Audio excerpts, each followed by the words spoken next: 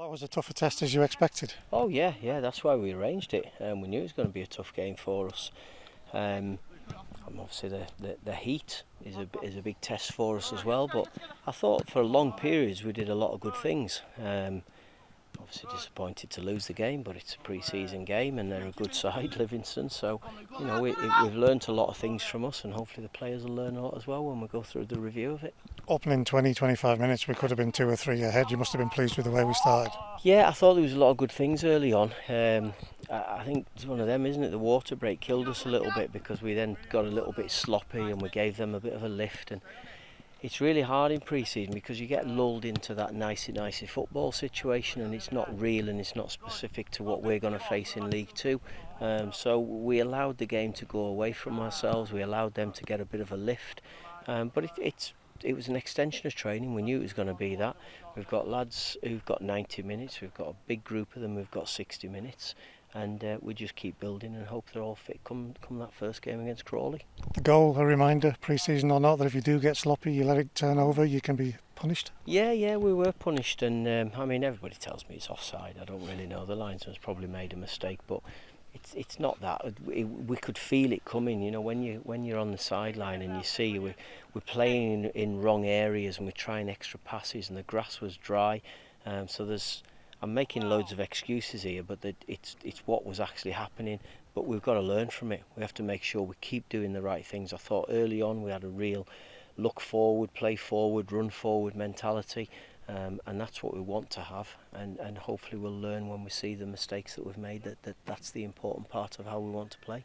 You've mentioned it already, the running, the distances, the getting out there on the grass for 90 or 60. It's important at this stage. Yeah, it's massive. It's the biggest part of it, to be honest. While I'm talking here, the lads who only got 30 minutes are doing the football and running sessions, so that at the end of this they'll all have covered the same distance, they'll all have done the right amount of high intensity running, and they'll all be at a good stage when we get back to train again tomorrow afternoon.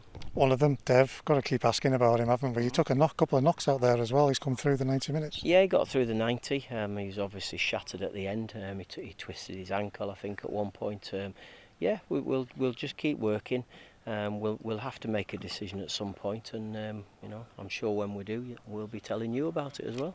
Brendan Morgs missing. Can you tell us anything about those? Yeah, Morgs, he took the whack on his head after 2 minutes on Saturday. The doctor advised us that today was too early for him to play, so he's done a lot of work over the last couple of days. No contact at all.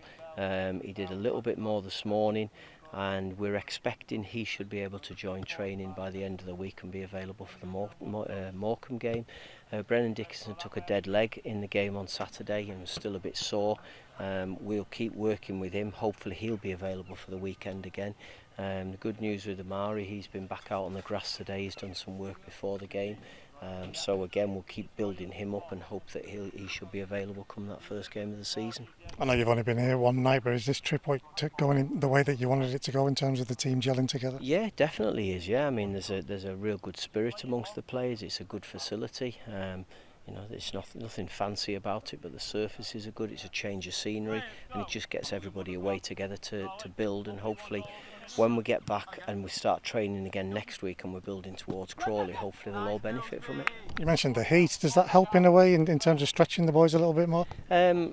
It helps me. It doesn't really help the players, I don't think. It's tough conditions to have to train and to do the work that we're doing, because we're not tailoring the training because of it. It just means there's more drinks breaks for them. We make sure they're hydrated. So no, I'd much rather be in these conditions, and we're pushing them in pre-season, because we know we're going to have some long months ahead where it's going to be cold and windy and wet, and we've just got to enjoy it while we can. Last one, Paul, is there no change on the transfer situation? I know you and Greg are constantly in contact. Yeah, we are. We've been speaking. We had a conversation last night. We've had conversations today. We're trying to bring players in who are going to improve the squad, but there's still nothing as it stands now to report back on. Thank you for your time.